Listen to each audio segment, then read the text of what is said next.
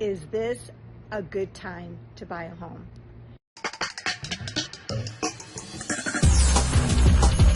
Well, this presentation is going to help you with that answer, and it's going to give you that answer with facts and not opinion. We're also going to touch a little bit about the buyer broker compensation, something that you need to be aware of as a buyer, and there's strategies of how to get that paid for. So I'm here to help when you are ready to make your journey to homeownership. Enjoy the presentation.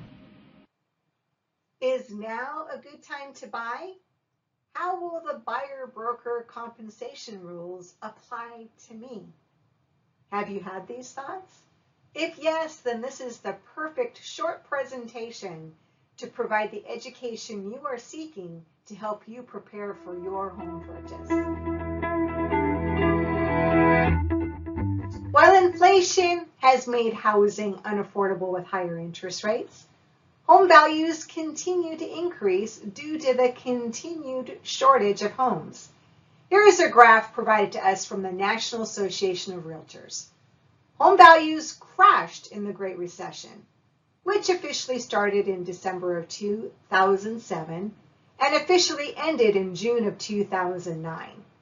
Home values plummeted due to the vast number of homes that came to market. From this chart, you'll notice that there are over 4 million homes for sale from 2007 to 2011, where right now we have about 1 million homes for sale. The Great Recession significantly impacted the Arizona market. Builders halted construction, resulted in the closure of hundreds of companies.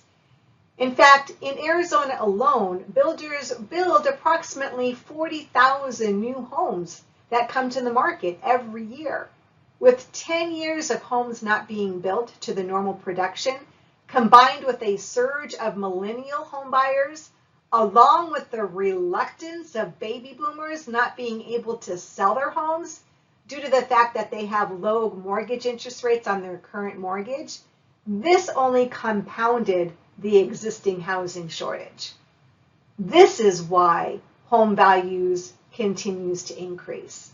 Investing in yourself and your own home does make financial sense. And while home values can decrease, you'll notice that dating back to 1942, home values have moved higher 74 years and have only been down 7 years. 4 of those years were in the Great Recession, and they were flat 1 year in 1955.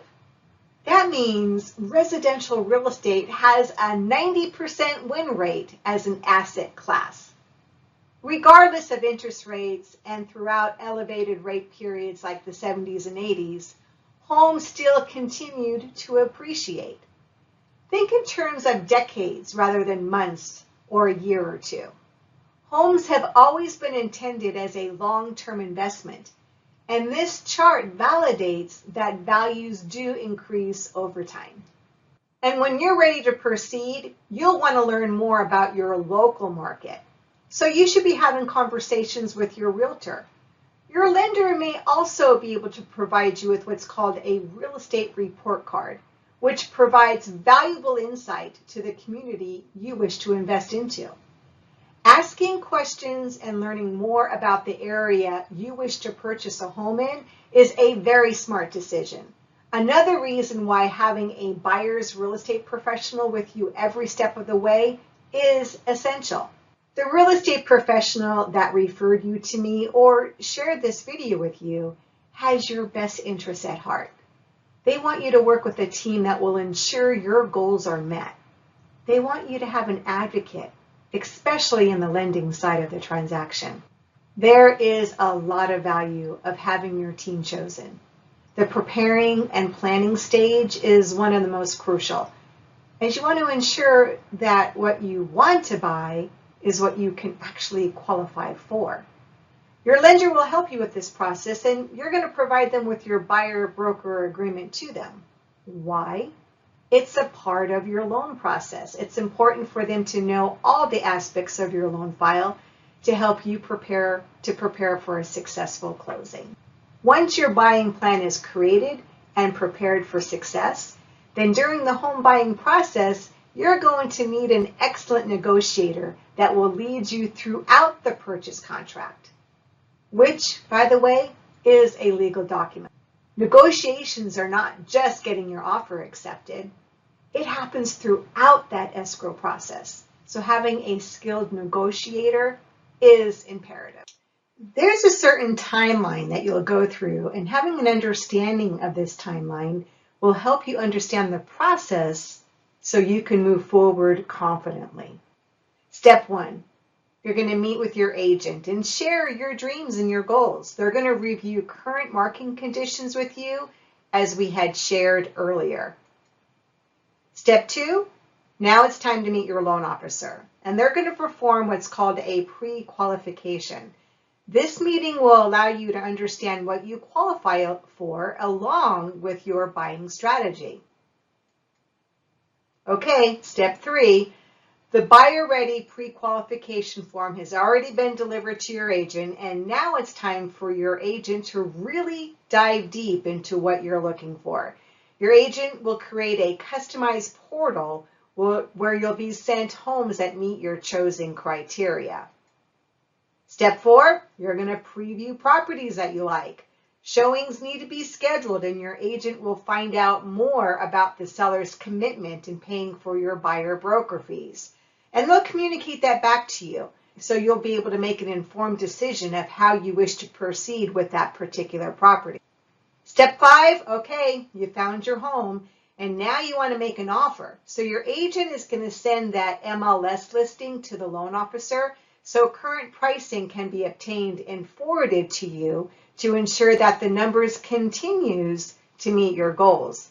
Once your offer is submitted to the listing agent, then your loan officer will call that agent to let them know just how strong of a buyer you are due to your buyer-ready pre-approval status.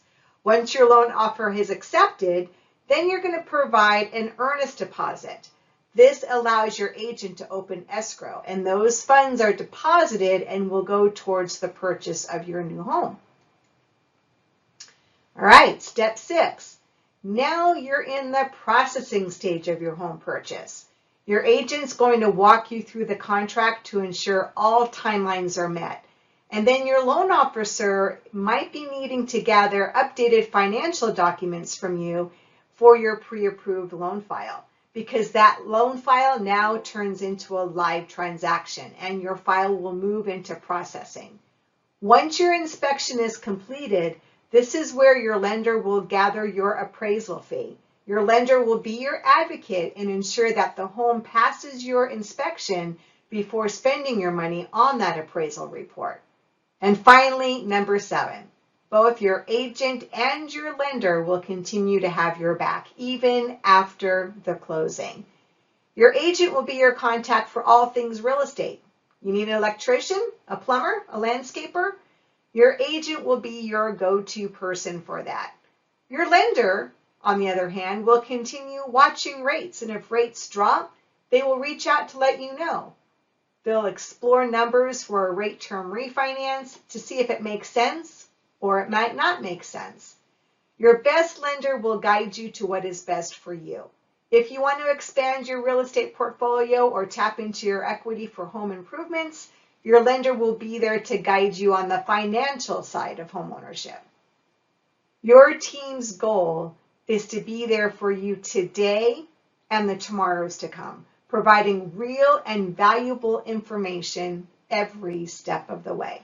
As of August 2024, there have been important changes regarding how buyer broker compensation is handled. Historically, the cost for the buyer representation was often covered by the seller and included in the MLS, the multiple listing service, which real estate agents use to list and promote homes. However, this information is no longer displayed in the MLS. Here's what you need to know. Compensation negotiation. The buyer's broker's compensation remains negotiable. Although the MLS no longer shows what the seller will pay, this fee is still open to negotiation. The agent's role. Since compensation details are no longer available in the MLS, your real estate agent will need to reach out to the listing agent to confirm how the buyer broker compensation will be handled. You'll be required to sign a buyer broker agreement, and this document will outline your financial responsibilities, including what happens if the seller does not cover the buyer's broker's fee. It will specify any costs you might need to cover. And finally, to ensure a smooth processing of your loan, share a copy of your buyer broker agreement with your lender. This helps you understand your potential out-of-pocket expenses if the seller does not pay for your representation. So in summary, the buyer broker compensation is no longer listed in the MLS, and a buyer broker agreement will define your financial obligations if the seller does not pay the broker's fee. Buying a home is all about strategy, and the buyer broker compensation is no different. There's 4 basic ways to get this compensation paid for, and they are: seller pays for the fee, or the buyer pays for the fee. You add the fee to the purchase price and then the seller pays the fee, or you reduce the down payment to free the cash to pay for the buyer broker compensation. On the next slide, I'm going to provide you with an example of how these 4 different strategies look like. Our example is using a $500,000 purchase with a 20% down payment. Let's explore those numbers.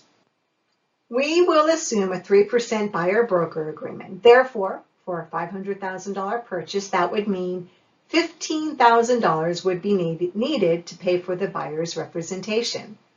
The first choice is to have the seller agree to pay for the buyer broker fee. The second choice is increasing the purchase price and then having the seller pay for the fee. You'll notice that with this plan, since the price increased a little, so did the payment and the down payment.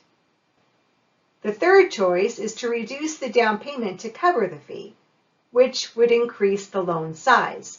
Since this buyer is no longer investing 20%, they'll now have PMI, private mortgage insurance. And number 4, the buyer pays for the compensation from their own account, leaving the transaction as is. The payment is the same as number 1. However, cash to close is higher due to the $15,000 buyer broker compensation. Now that you have education of how the new fees work, it's time for you to explore your own individual situation. Let's teach you about the Buyer Ready service. Currently, about 34% of homes nationally are being paid for in cash. If you're a cash buyer, then you only need to provide what is called a proof of funds when making an offer. A formal pre-qualification by a lender is not necessary, as you will not be engaging in the lending process. However, if you are obtaining a home loan, then your next step is to learn how you will be paying for your new home and what is your buying strategy. How can you compete against those cash buyers?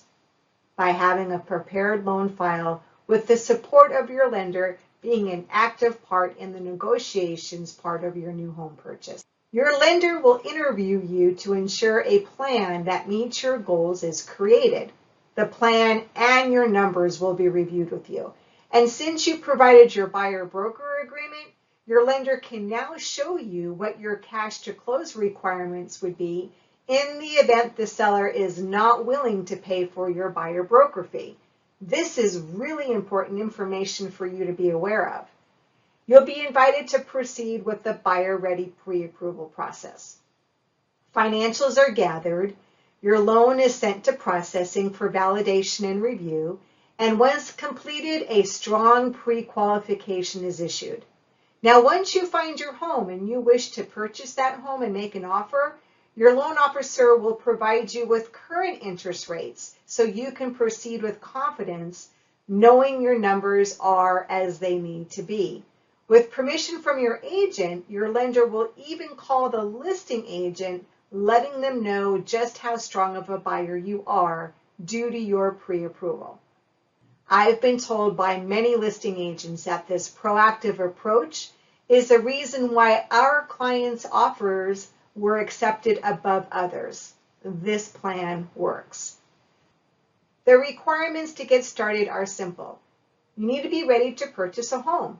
Be willing to provide financial documentation in a timely manner and start your home search once your loan file has been pre-approved. And it's worth noting, you would also agree to keep your employment and financials intact. If any changes are made, you agree to update your lender right away because that can affect your pre-approval process. Thank you for attending this presentation, and we hope that this education has allowed you to have a better understanding to the changes in the real estate industry. My name is Karen Jones, and I believe in homeownership and would love to help you and your family with your home buying journey. I'll be here when you need me. Bye for now.